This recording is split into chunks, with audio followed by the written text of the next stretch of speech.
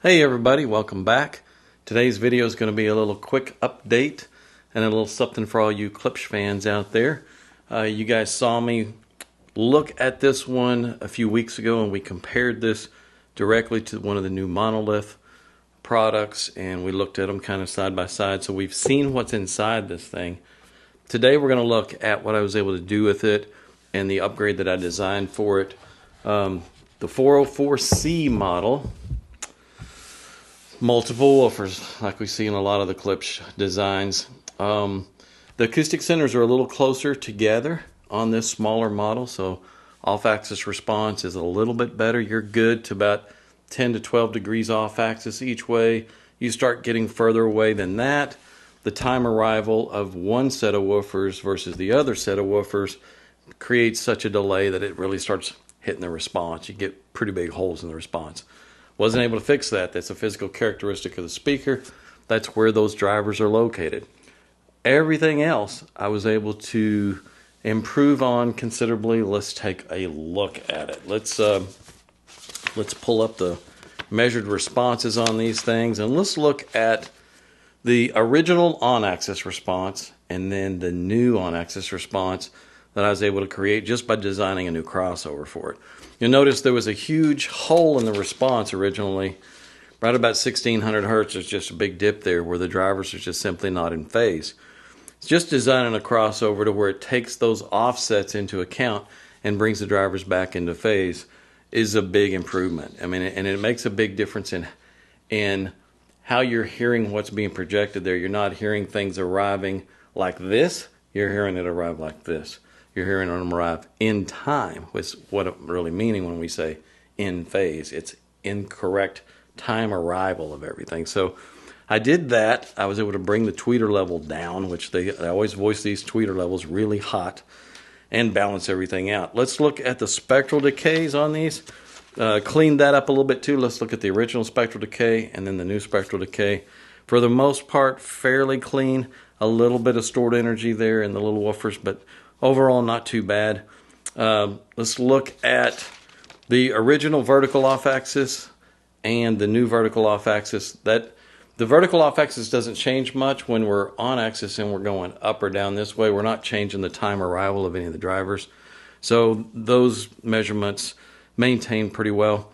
Let's look at the horizontal off-axis. So let's look at the original horizontal off-axis and then the new horizontal off-axis. And as you can see, about 10 degrees off-axis, which is the orange line, it still looks really good. Start getting further off-axis than that, it starts canceling itself out. There's just no getting around that. That's just the way it works when you work with a design of this type. Let's look also at the new impedance curves. Let's look at the old impedance here and the new impedance. The original impedance had it had a low impedance across the woofers, and then at the tweeter end, the impedance shot up real high, so there was an imbalance there. So you're going to get an imbalance of output depending on what kind of amplification you're using. I've balanced the impedance out a lot better there, and I was able to bring the overall impedance up a little bit. It's now 5.9 ohms. Let me see if I marked it before.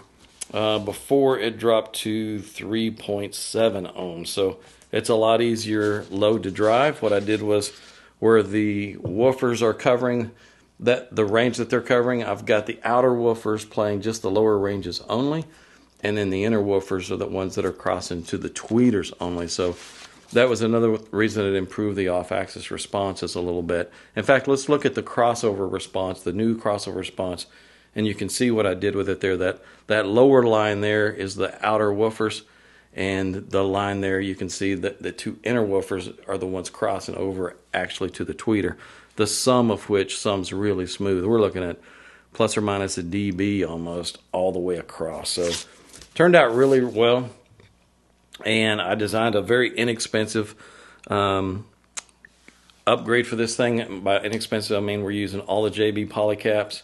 We're using the little JB bypass caps, coils from US Coils, and the Dayton new copper resistors.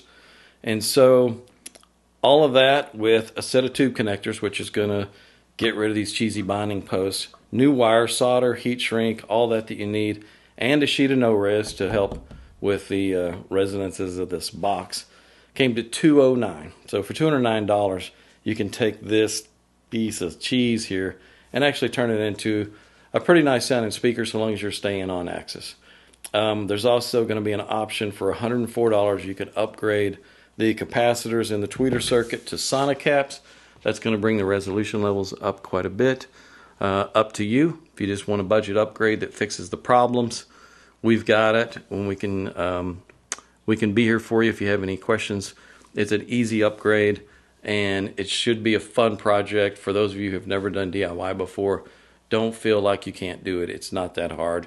Like I said, we're here to help you and walk you through any aspect of it if you have any troubles. So it's a good entry-level DIY upgrade for you guys. And if you have any questions, post them down in the comment section below. That's it for this video. And if you haven't subscribed to our channel, please do. That way you'll get updates when new videos drop. And that's it for this one. I've got some more videos to shoot in a few minutes, so hopefully we'll see you in the next one.